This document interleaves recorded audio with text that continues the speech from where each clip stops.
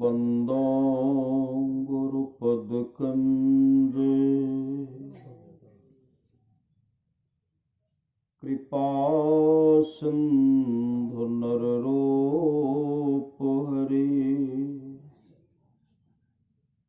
महामोह तुम पुंज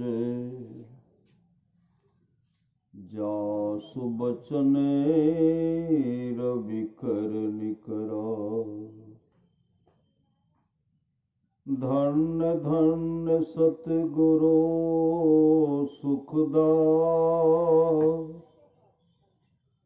महिमा कही न जाए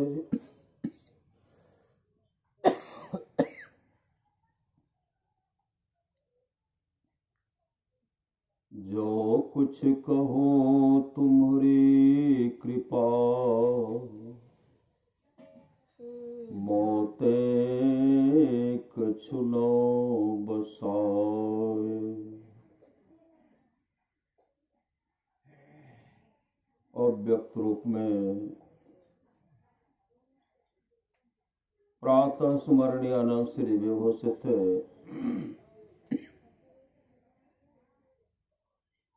परम पूज्यपाद सद्गुरु महाराज के चरणों में कोटि कोटि नमन। विशिष्ट गुरुजन उपस्थित सत्संग प्रेमी महानुभावों माताओं एवं बहनों, सभी के अंदर में बैठे हुए परमात्मा को कोटि कोटि नमन।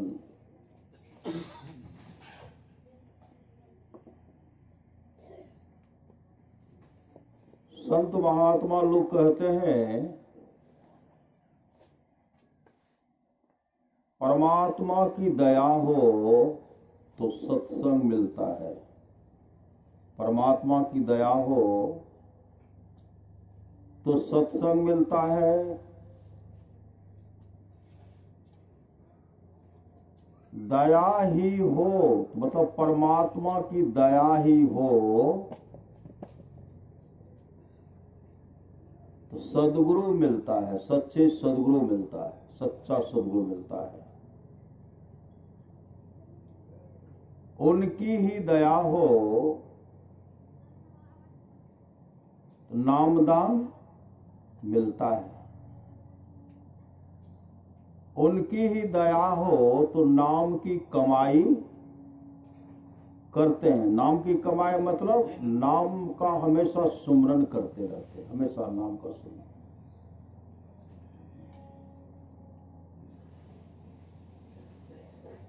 परमाराध्य सद्गुरु महाराज की वाणी है,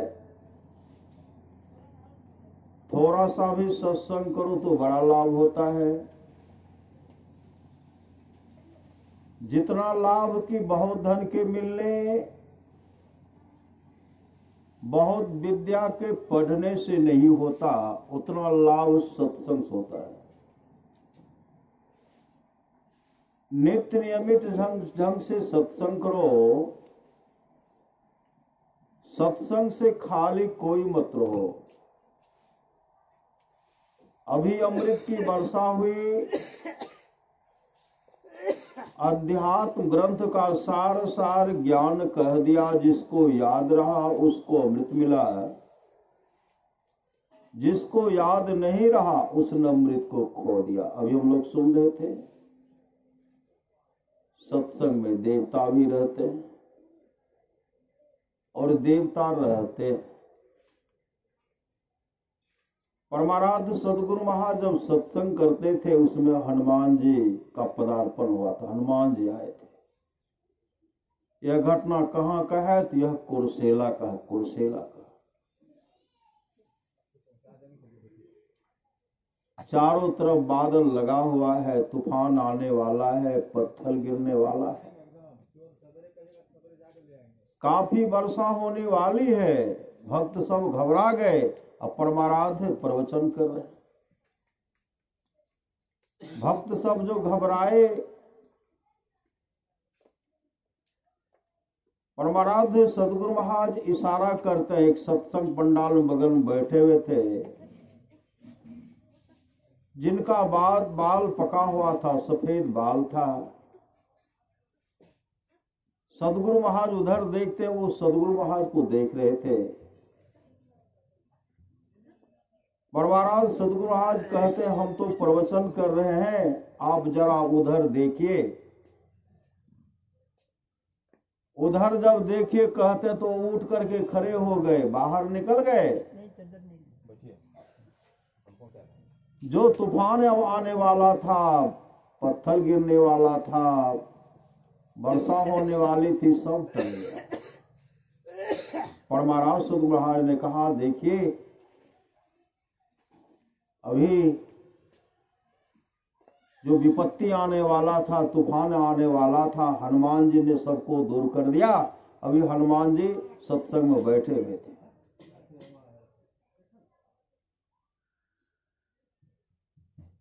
आप लोग जानते होंगे, महर्षि परम पूज्यपाद दल बहादुर बाबा, उनके आश्रम के बगल में सत्संग का आयोजन किया गया था। वो थोड़ा अस्वस्थ हो गए। रात में कुछ भक्तों को कहते हैं, कल सुबह में हम मंच पर नहीं जाएंगे क्योंकि हम अस्वस्थ हो गए, बीमार हो गए। कल सुबह का सत्संग जो होगा उसमें हम मंच पर नहीं जाएंगे। सब आग्रह किए, दूर दूर से लोग आएंगे, आपका दर्शन करने के लिए आएंगे, सत्संग सुनने के लिए आएंगे, आपका प्रवचन सुनने के लिए आएंगे। आप जाएंगे तो बहुत अच्छा होगा। परम पूज्य दल बहादुर बाबा कहते, देखिए हम तो नहीं जाएंगे, खिड़की खुली रहेगी, किवाड़ भी खोल करके रखिएगा, सब लोग बाहर से दर्शन करेंगे। इस शाम में रात में बात किए, सुबह जब हुआ सब तो कह दिए पूज्य बाबा मंच पर नहीं जाएंगे, सबको कह दिए। उधर इसमें है कि बाबा मंच पर नहीं जाएंगे। सुबह जब हुआ, उन लोगों के पहुंचने से पहले पूज्यपाद दल बहादुर बाबा मंच पर मंचासीन हो गए। सब ऐसे देख रहे थे कि बाबा तो शाम में रात में कह रहे थे हम नहीं जाएंगे, लेकिन बाबा आ गए, ऐसे देख रहे थे। परम पूज्य दल बहादुर बाबा कहते हैं, आप लोग सोचते होंगे कि बाबा भी झूठ बोलते हैं। रात में बाबा कहे कि हम मंच पर नहीं जाएंगे, अभी बाबा मंच पर आ गए हैं। देखिए,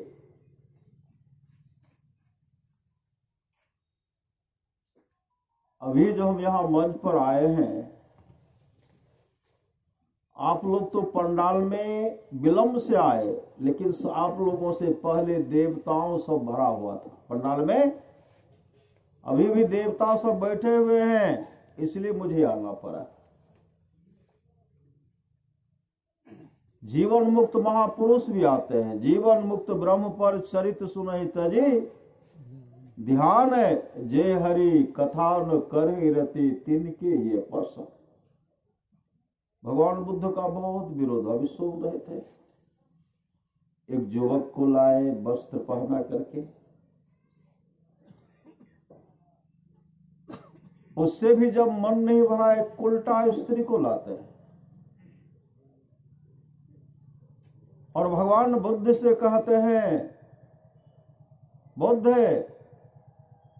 आप तो यहां से वहां जाते रहते हैं, लेकिन आपका जो बच्चा मेरे गर्भ में पल रहा है, इसका भरण पोषण कौन करेगा, इसका देख रेख कौन करेगा। सत्संग में भगवान बुद्ध बैठे हुए थे, प्रवचन कर रहे थे। तरह तरह से उनको गिराने के लिए सुबह में, रात में कहीं उधर से आते लोग पूछते थे कि कहां से आ रहे, कहा बुद्ध के पास से आ रही हूं, बुद्ध के पास से आ रही हूं। उस समय जाकर के कहा, इस बच्चे का देख रेख कौन करेगा? लकड़ी का एक था रख करके कपड़ा से ढक लिए, गट्ठर बांध करके रख लिए थे। अभी सुन रहे थे, भगवान इंद्र बैठे हुए थे और भगवान बुद्ध चूहे का रूप धारण करके जो बंधा हुआ था उसको काटते हैं। जैसे गिरा उस लड़की के पांव पर गिरा, पांव फ्रैक्चर हो गया, पांव फ्रैक्चर हो गया, उसी समय गिर पड़ी।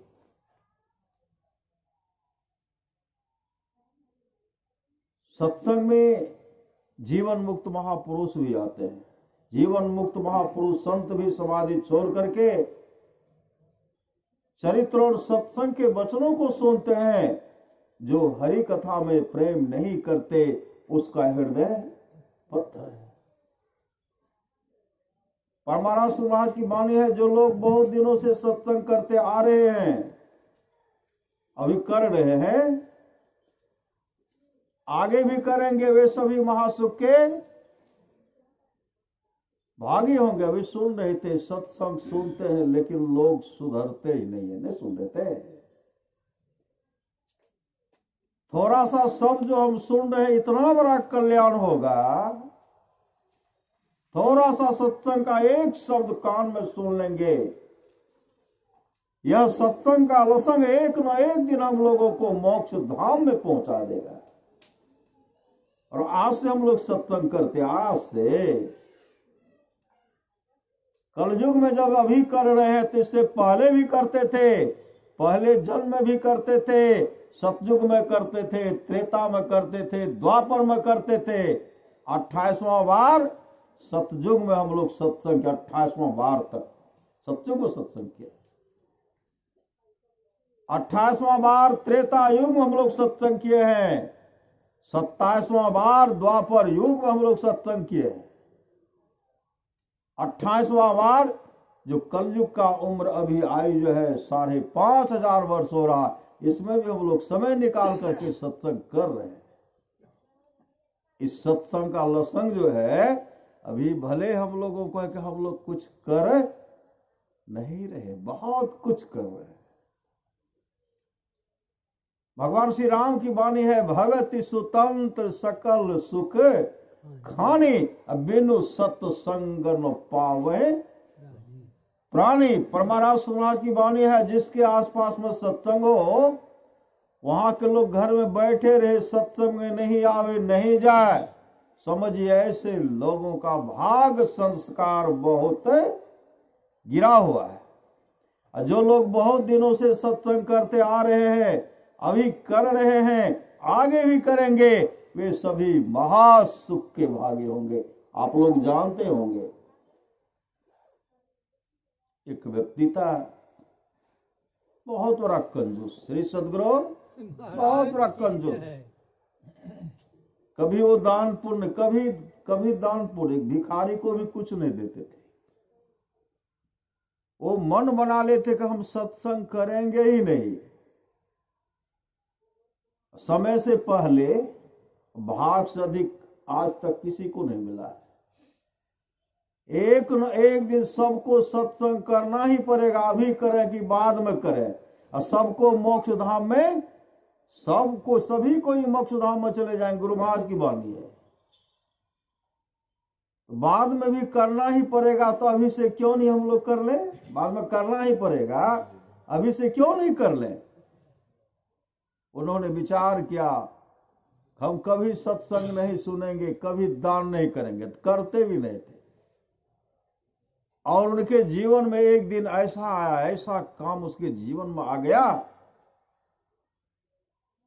वो क्या किए, चले गए सत्संग में। क्या किए? 2 पैसे का फूल का माला, हम लोग जो फूल चढ़ाते हैं सदगुरु को, सब थोड़े चढ़ा पाएंगे। 2 पैसे का फूल का माला जो चढ़ाते हैं, इसका बहुत बड़ा लाभ है। एक फूल चढ़ाते बहुत बड़ा लाभ। अभी आप फूल दान कर रहे हैं, जब आप यहां से चलेंगे आपके लिए राह में फूल की सैया मिलेगी, फूल की सैया, फूल पर चलेंगे। वो चले गए सत्संग में, 2 पैसे का फूल का माला संत सदगुरु को पहना दिए और 2 घड़ी तक सत्संग सुने। 2 घड़ी तक, 2 घड़ी तक सत्संग का श्रवण किए। कुछ दिन के बाद उनकी मृत्यु हो गई। उनको ले गए जमदूत। जमदूत कहां गए? जमराज की अदालत ले गए। जमराज उनसे पूछते हैं, तुमने जीवन में क्या किया? तो सब दिन कहते थे मैंने ये व्यापार किया, वो व्यापार किया, और सत्संग के बारे में जो सुना उसके बारे में नहीं बोल रहे थे। चित्रगुप्त को बुलाते हैं। चित्रगुप्त अपना डायरी लौटते हैं। बचपन से लेकर के इधर देख रहे हैं कि कहीं उनके जीवन में शुभ काम है ही नहीं। खाने पीने में खाए खोराका, पहन पोशाका, जम का बछड़ा पलता है। खाने पीने अमूल जीवन को बर्बाद कर दिया। और थोड़ा सा अंत में देखते हैं, उसमें लिखा हुआ था चित्रगुप्त की डायरी में, 2 पैसे का फूल का माला संत सदगुरु को दान और 2 घड़ी तक सत्संग। अब विचार किए कि इसका फल क्या होगा? सत्संग का फल क्या होगा? ये विचार के तमाम मिल करके इसका विचार के इसका फल क्या होगा? तो कहते हैं जब 2 घड़ी का सत्संग का श्रवण किया है, इनको इंद्रलोक को दे दी, इंद्रलोक की गद्दी दे दी। इंद्रलोक, इनको राजा बना दीजिए। कितने देर के लिए? 24 घंटे के लिए इनको राजा बनाए। 24 घंटे के लिए, 24 घंटे के लिए राजा बनाइए। उसके बाद इसको नरक में डाल दिया जाएगा। जैसे उनको इंद्रलोक का राजा बनाया 24 घंटे के लिए, जैसे सिंहासन पर गए उसी समय वो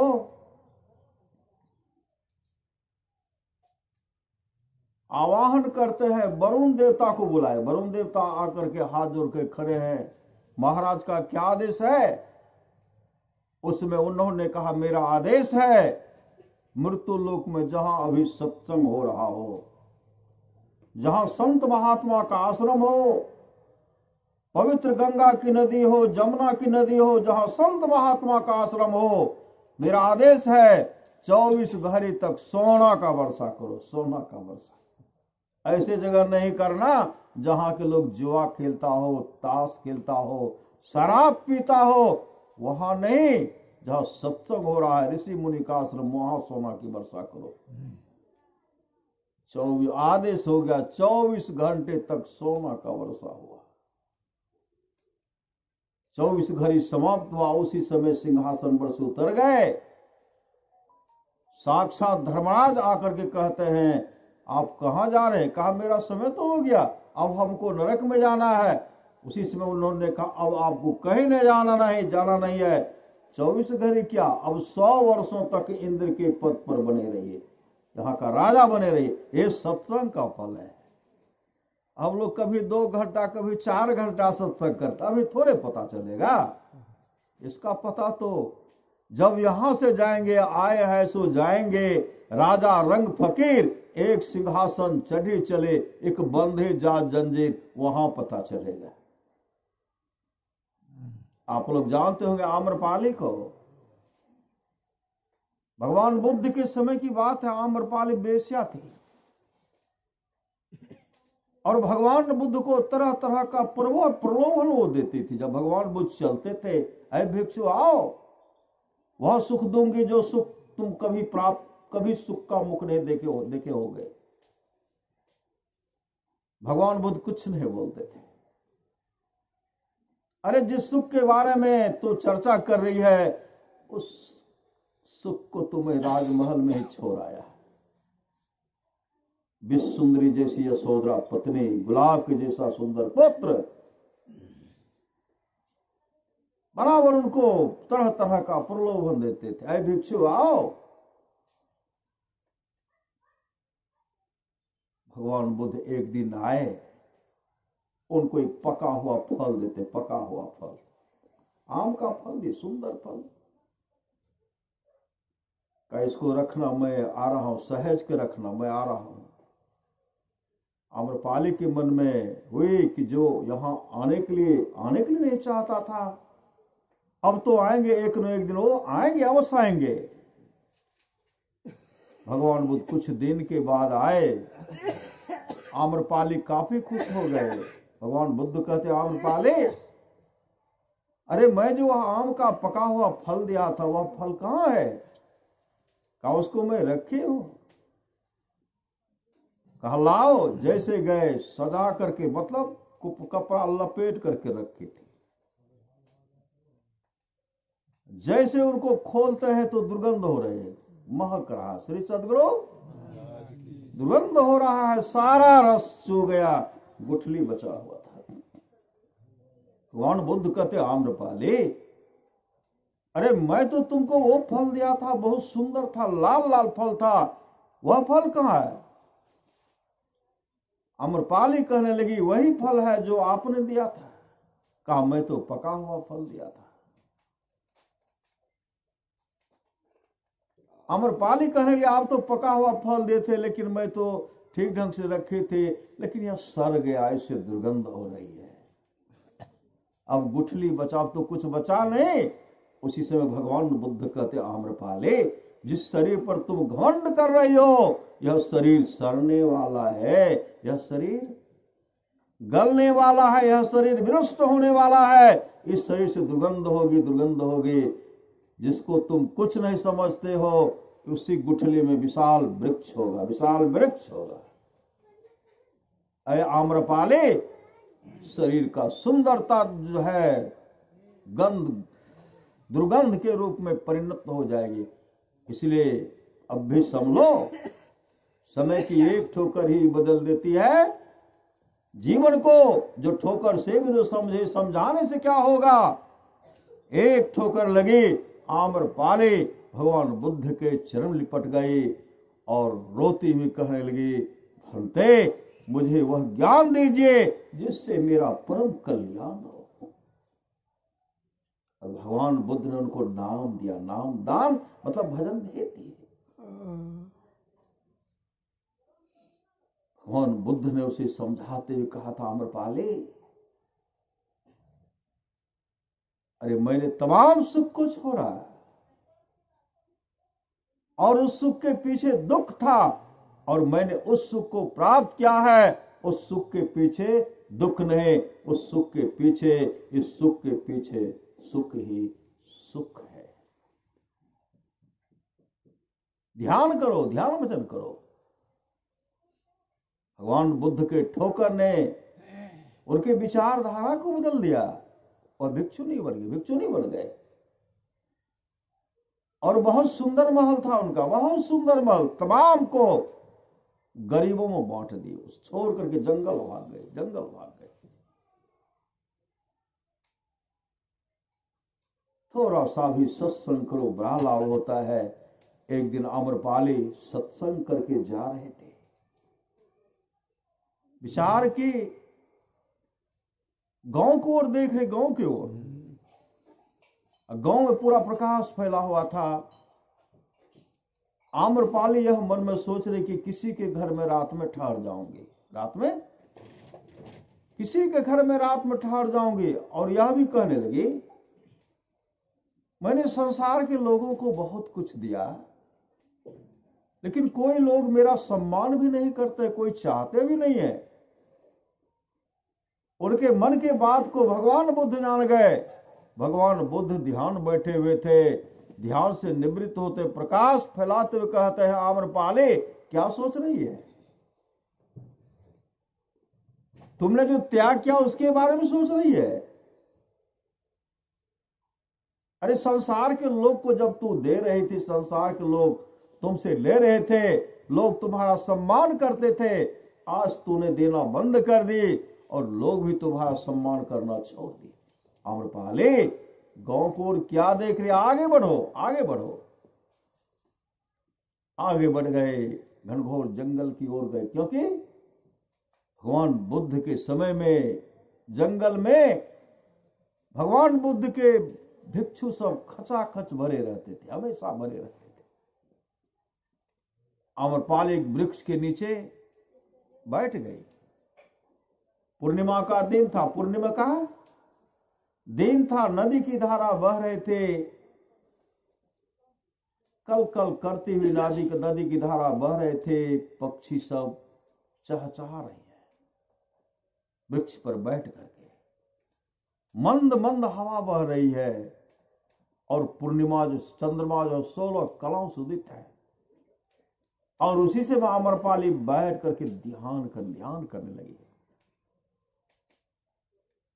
बाहरी सत्संग करके आए थे, अभी हम लोग बाहरी सत्संग में बाहरी सत्संग करके आए, और जब वहां बैठ गए, जब ध्यान बैठ गए, उसी समय मानस जप, मानस ध्यान और दृष्टि योग की क्रिया करते हुए प्रकाश का दर्शन किए। प्रकाश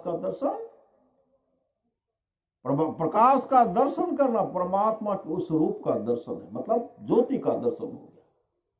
और उसी में शब्द की कमाई, शब्द भी होता उसमें, और शब्द को पकड़ करके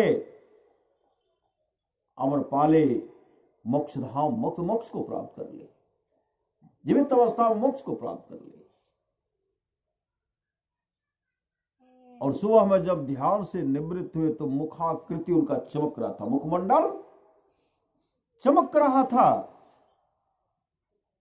और भगवान बुद्ध कहते, आम्रपाली आज तेरा जीवन सफल और सार्थक हो गया। उस दिन आम्रपाली ने अंतर का सत्संग भी कर लिए, मतलब धर्म कथा बाहर सत्संगा, अंतर सत्संग ध्यान अभंगा। आम्रपाली मोक्ष को प्राप्त की। आप लोग जानते होंगे, भगवान बुद्ध के समय की बात है, एक भिक्षु बहुत सुंदर था, बहुत सुंदर। वो भिक्षु बराबर जाते थे, कहां? भिक्षाटन करने के लिए। भिक्षाटन करने के लिए जा रहे थे, रास्ते में एक बहुत सुंदरी थी वेश्या, बराबर उनको इशारा करती है, भिक्षु आओ, ऐ भिक्षु आओ। और वो भिक्षु चरित्रवान भिक्षु था। भिक्षु ने कहा, समय पर आऊंगा, समय जब होगा तब आऊंगा। कुछ दिन के बाद वह सुंदरी जो थे कुष्ठ रोग से ग्रसित हो गए, कुष्ठ रोग से ग्रसित हो गए, गलित कुष्ठ हो गया। हाथ का उंगली गल करके गिर रहा, पांव का उंगली भी गल करके गिरा, पूरा दुर्गंध हो रही। जो पहले आते थे कोई देखते नहीं है, कोई नहीं आते। और उसी समय वह भिक्षु आए। जैसे वो भिक्षु आते हैं उसी समय वह कहने लगे, पहले तो मैं आपको बुलाती रही, आप आए नहीं, आज अब आए तो मैं आपका क्या सेवा करूंगी।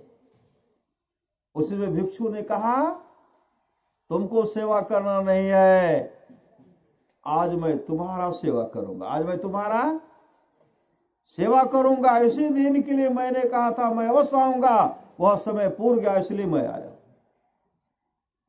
शरीर से दुर्गंध हो रही थी। भिक्षु क्या किए, गर्म पानी करके उनके सरा गला जो कुष्ठ रोग से ग्रसित था उस घाव को धो करके फिर चले जाते। कई दिन धोने के बाद वह उनका शरीर स्वस्थ हो गया। और जैसे स्वस्थ हो गया वो भिक्षु के चरण पकड़ लेते हैं, भिक्षु उनको नाम दा भजन भेज देते हैं। कहते अपने संसार के सुख को तुमने देखा, जब तक से साई स्वामी जी महाराज कहा करते थे, जब तक शरीर में शक्ति है, जेब में पैसा है, दिमाग बुद्धि है, तभी तक कोई आदमी चाहते हैं। जब तुम्हारा सुंदर शरीर था, लाख घड़ेरों तुम्हारे पास आते थे, आज कोई आते नहीं है।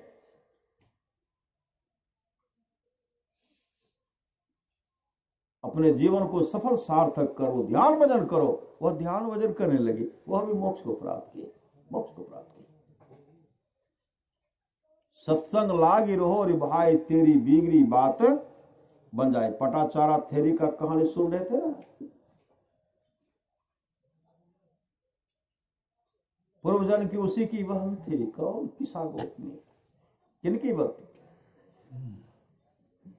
भगवान काश्यप की बहन थी। पूर्व जन्म की भगवान काश्यप की बहन थी पटाचारा थेरी और किसा गोतमी। किसा गोतमी के बारे में आप लोग जानते होंगे। शादी हुई, कुछ दिन तो सम्मान हुआ, उसके बाद कोई पुत्र की प्राप्ति नहीं हो रही थी। कोई पुत्र, सब परिवार के लोग उनका सम्मान करना छोड़ दिए। संजोग से कुछ दिन के बाद वह पुत्र रथ को जन्म देती है। जैसे पुत्र रथ को जन्म देती है, परिवार के लोग उनको बहुत चाहने लगे, बहुत चाहने लगे। संत महात्मा लोग कहते, पहले संसार से तोरी आवे तब बात पिया के पूछे जी, पहले संसार से टूटना पड़ेगा। किसा गोतमी के जीवन में सम्मान तो आया ही था, सुख का दिन तो आया ही था। पति भी चाहने लगे, सास भी चाहने लगे, ससुर भी चाहने लगे, लेकिन काल को पसंद नहीं आया। बच्चा सुंदर था, घुंघरीला बाल था। बच्चा खेलते खेलते अपने बारी चला गया, बारी। उसी समय काला बिस्तर उसको डंस कर लिया। जैसे काला बिस्तर उनको डंस करता है, उसी समय वह धाराशायी उसकी मृत्यु हो गई, उसकी मृत्यु हो गई। किसा गोतमी घूमते घामते खोज रही है, कहां है मेरा पुत्र, कहां है मेरा पुत्र। जब बारी जाते हैं तो पूरा शरीर तो काला स्याह हो गया था। उसी समय बच्चे को उठाई, इधर उधर, मेरा पुत्र जो है बीमारी से बेहोश हो गया, मेरे पुत्र को कोई होश में ला दो। मन में यही हो रही थी कि मेरे परिवार के मुझे कोई सम्मान नहीं देंगे, सास ससुर पति कोई सम्मान नहीं देंगे। सबसे कहती, मेरा पुत्र जो है बीमारी से बेहोश हो गया है, मेरे पुत्र को होश में ला दो। बहुत आदमी देख रहे हैं कि बच्चा मर गया। और कुछ युवक बैठा हुआ था, कहा, बहन,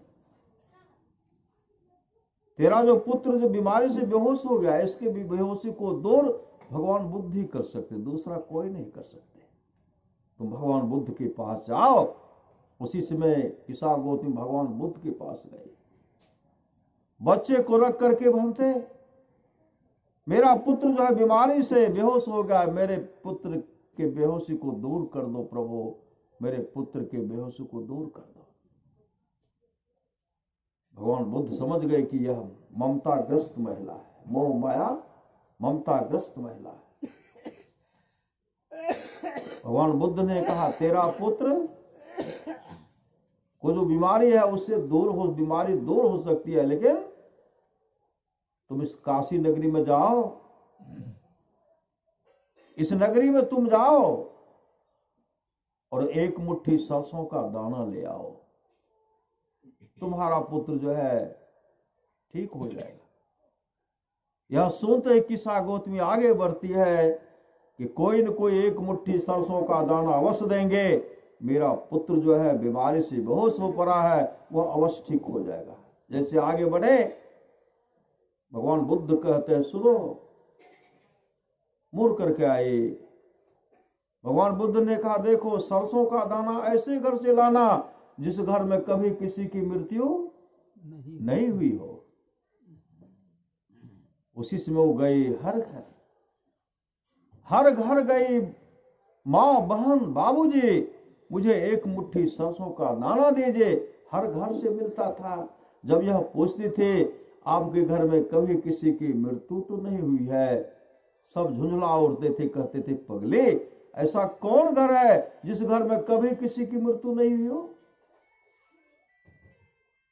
हर घर में इसी तरह का जवाब जब मिला, वो समझ गए कि मेरा पुत्र बेहोश नहीं पड़ा हुआ, मेरे पुत्र की मृत्यु हो गई है।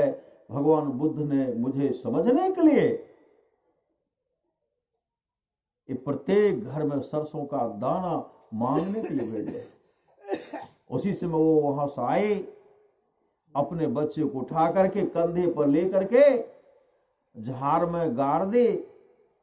तो भगवान बुद्ध के पास आए। श्री सदगुरु भगवान बुद्ध कहते हैं, बेटे सरसों का दाना मिला?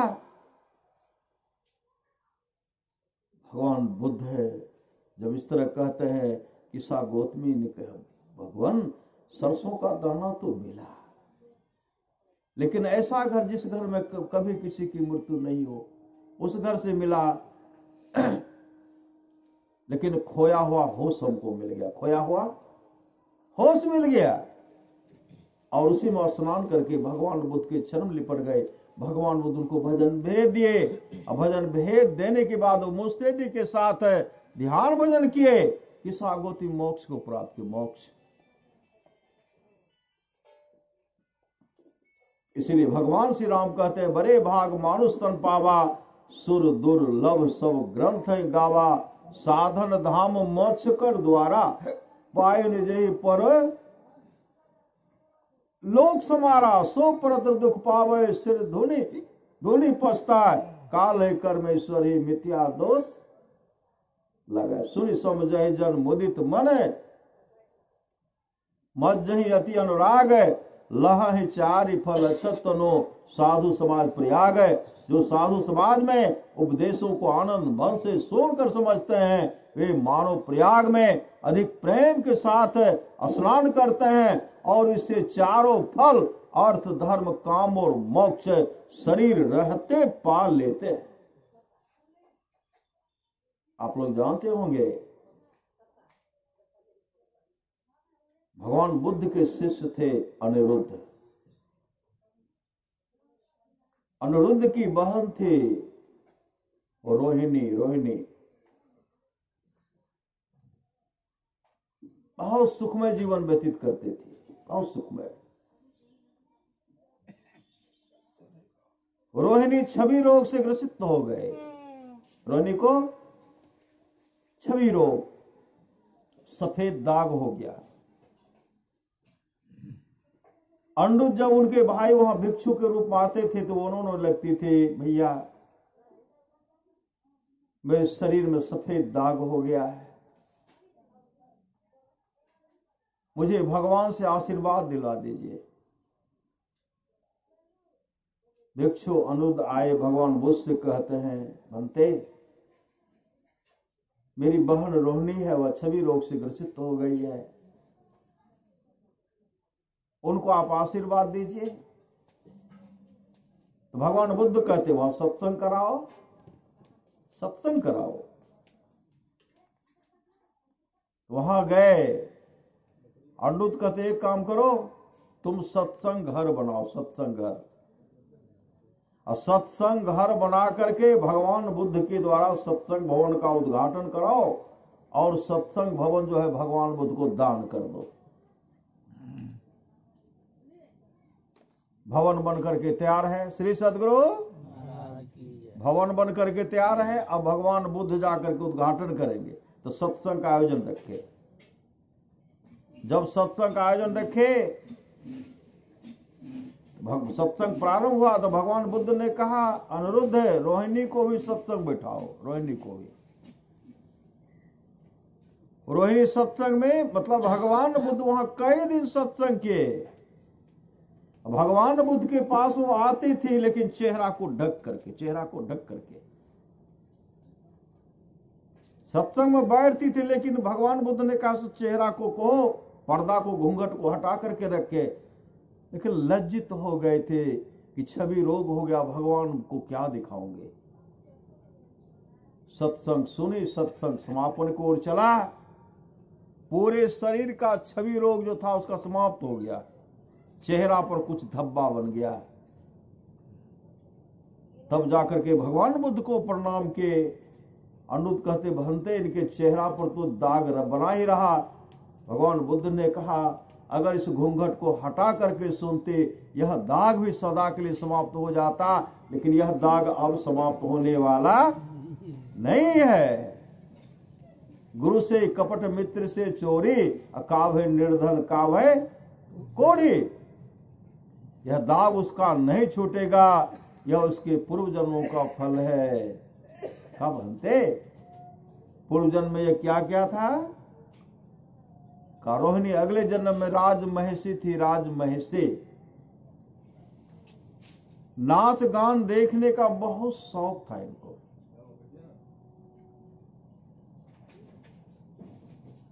राज महिषी के रूप में एक नर्तकी को श्री सदगुरु नर्तकी को मंगवा नचवा रहे थे, और नचवा करके वह नाचना बंद कर देती थी। लेकिन यह कहती थी और नाचो। नाचते नाचते थक गए। जब नहीं नाच रही थी, कोरा से पूरे शरीर को छलनी कर देते, चाम को उधेड़ दिए थे। उस क्रोध के चलते इसके पूरे शरीर में छवि रोग हो गया। क्रोध के चलते पूरे शरीर में छवि रोग हो गया। यह दाग बना ही रहेगा। इस सत्संग का फल श्री सदगुरु मति की रति गति भूत भलाई सुन रहे थे। मति की रति गति भूत भलाई, जब जही जतन जहां जही पाए, सो जानब सत्संग प्रभाव लोको वेदना अनुपाय। तमाम चीजें आज तक जिस किसी को प्राप्त हुआ है, सत्संग के प्रभाव से हुआ जाना चाहिए। लोक और वेद में इसके मिलने का कोई उपाय नहीं। उससे पहले सुन रहे थे मज्जन फल देखिए तत्काला, का को है पिक बकौ माराला। सुनी आचरज करे जन कोई, सत्संगति मेहमान है गोई। वाल्मीकि नारद घट जोनी, निज निज मुखन कहे निज। और आप लोग जानते होंगे रत्नाकर को। रत्नाकर बटमार लुटेरे थे, लोगों का धन हरण करते थे, हत्या भी कर देते थे। जब देवर्षि नारद ऐसे सामर्थ्यवान सदगुरु का दर्शन हुआ और देवर्षि नारद ने उसे समझाया, ऐ रत्नाकर, यह दूसरे का धन हरण करके अपने परिवार का भरण पोषण करते हो, नरक में बहुत बड़ा दुख भोगना पड़ेगा। नरक में बहुत बड़ा दुख भोगना पड़ेगा। रत्नाकर कहते मेरे माता पिता उस दुख का, पत्नी दुख का बंटवारा कर लेंगे। देवर्षि नारद कहते हैं उस दुख का बंटवारा करने वाले कोई नहीं होगा। उस दुख का जो तुमने जीवन में अशुभ काम किया है, उसका फल तुम्ही को भोगना पड़ेगा। इसका कोई भाग्य नहीं होगा। कहा मेरे माता पिता का पूछाओ। रत्नाकर कहते पूछने के लिए जाओ तो फांकी दे करके भाग जाओ। तब का इस वृक्ष में मुझे बांधो और जाओ। उल्टे बंधवाए तब गए। पिताजी के पास गए। पिताजी से कहते पिताजी एक क्या, मैं बहुतों का हत्या किया और बहुत पाप बन गया है, उस पाप का बंटवारा कर लीजिए। पिताजी ने कहा तुम जानो, तुम्हारा पाप जाने, उस पाप का फल मैं नहीं भोगूंगा। मां ने भी वही जवाब, पत्नी ने भी वही जवाब दिया, आप जानिए आपका पाप जाने, मैं नहीं भोगूंगी। उसी समय आए देवर्षि नारद के चरण लिपट गए। मेरा कल्याण कैसे होगा? देवर्षि नारद ने कहा अब भी मौका है, अपने जीवन की बागडोर को सदगुरु के हवाले करो, सत्संग नित और ध्यान नित करो, तेरा जीवन मंगलमय होगा, मंगलमय होगा, मंगलमय होगा। और अपने विचारधारा को बदले। देवर्षि नारद से भजन भेद लिए, मुस्ते जी के साथ ध्यान भजन किए। वाल्मीकि भय ब्रह्म समाना। इस सत्संग का फल है। अभी छोड़ दो। सुनिया अचरज करे जन कोई, सत्संगति महिमा नहीं कोई। सत्संग कीजिए। अभी सुन रहे थे ना, सत्संग में देवी देवता आते हैं, सच्ची घटना है। श्री सदगुरु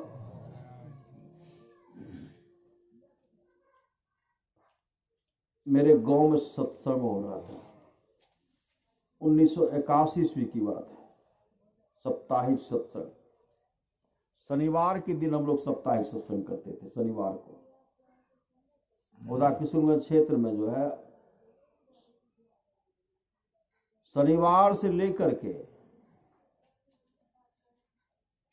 सोमवार तक, रविवार से लेकर के सोमवार तक सत्संग, लगातार सब दिन सत्संग होता था, सप्ताह।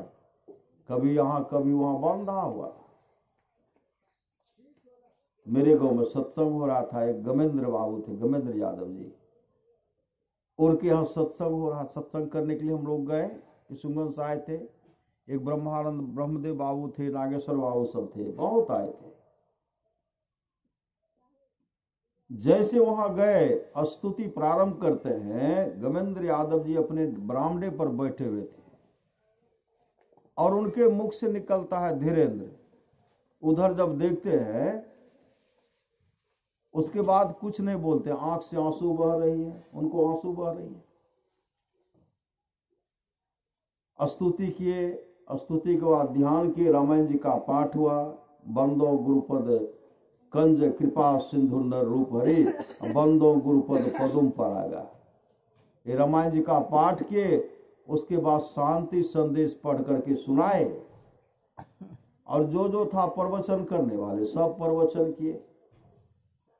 उसके बाद भजन करके जैसे आरती करते हैं, आरती करने के बाद हम लोग क्या करते, अंत में करते श्री सदगुरु महाराज की जय। सब कोई आंख को बंद कर लेते हैं, सब कोई आंख को बंद कर लिए। उसके बाद वो हंस आए और वो कहने लगे, गुरु महाराज ले बैठियो टालने का लो। सब कहते कहां गुरु महाराज ले। वो कहने लगे, जब सब संतन की बड़ी बलिहारी शुरू कहलो तो ऐ रास्ता देख गुरु महाराज एक लाठी लकैला, लाठी के आगा में गाड़ दल को, सबके देखे रह, सबके देखे रह। और तब तक गुरु महाराज खड़ा रहे, सबके देख रहा। हमें उठ के आवे नहीं चाह रही कि गुरु महाराज ले बैठे लो कहो न, लेकिन दीवार में जो सटल है, चिपकले रह, सटले रह गए। आरती के बाद जब आंख बंद करे छिए, वैसे हट लिए, गुरु महाराज कतए गए। ऐसे सामर्थ्यवान सदगुरु सत्संग बात है, परमात्मा के तुल है सदगुरु, श्री सदगुरु। इसलिए परमानस महाराज कहते हैं, नित्य प्रति सत्संग कर ले प्यारा, तेरा कार सरे सारा, सार कार्य को निर्णय करके धर चेतन धारा पिंड के पारा, दसम द्वारे का ज्योति जग जावे, अति सुख पावे शब्द सहारे का, लख बिंदु नाद तह त्रय बंदे के, सुरो सुरो में ही ब्रह्मनाद का धरो सहारा, आपन तन में ही अपने निज तन में खोज सज्जन, बाहर न खोजना, अपने ही घट में हरि है, अपने में खोजना। मुस्तैदी के साथ ध्यान भजन करें, सत्संग नित और ध्यान नित करें, एक न एक दिन हम लोगों का काम बनेगा। बोलिए प्रेम से श्री सदगुरु महाराज की जय।